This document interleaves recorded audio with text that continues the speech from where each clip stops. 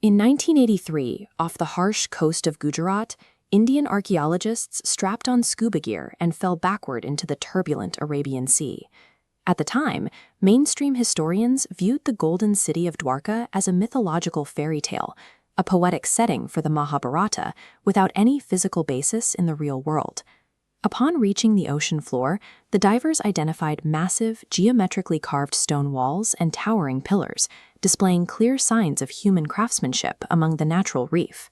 These man-made structures suggested that the legendary home of Lord Krishna was a physical reality, resting quietly beneath the waves. The Mahabharata and the Harivamsa Purana describe Krishna claiming 153 kilometers of land directly from the ocean to establish a sanctuary for his people. The scriptures detail a metropolis built with precision, featuring grid layouts, commercial docks for international trade, and irrigation systems designed to provide clean water across the city. Modern scholars long regarded these descriptions of advanced urban planning as impossible for the era, a stance that remained unchallenged until high-tech marine expeditions began in the early 2000s. Between 2001 and 2007, the Archaeological Survey of India and the National Institute of Ocean Technology moved beyond human diving to employ advanced marine exploration technology. Sonar scanning 4,000 square meters of ocean floor revealed perfect square foundation blocks. Within these grids, researchers found limestone blocks, terracotta seals, and 3 whole stone anchors. Carbon and thermal luminescence dating placed these artifacts between 5,000 and 9,000 years old, overlapping the traditional Dwapar Yuga.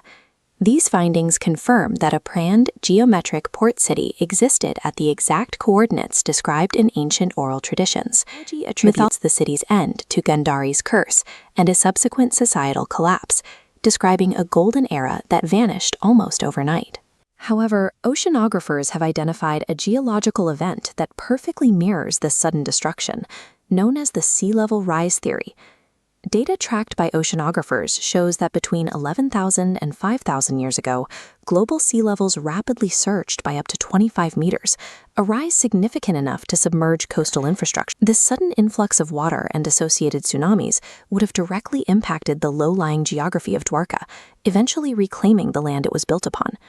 While ancient cultures lacked modern geological terminology, these catastrophic natural events were preserved in cultural memory through the language of divine intervention and curses.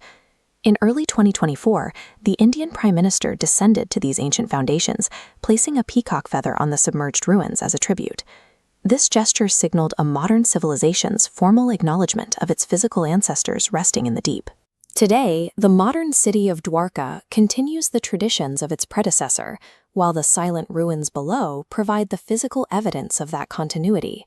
These archaeological finds suggest that the Mahabharata functions as a civilizational record, preserving the memory of a sophisticated society that existed long before the recorded history of the region.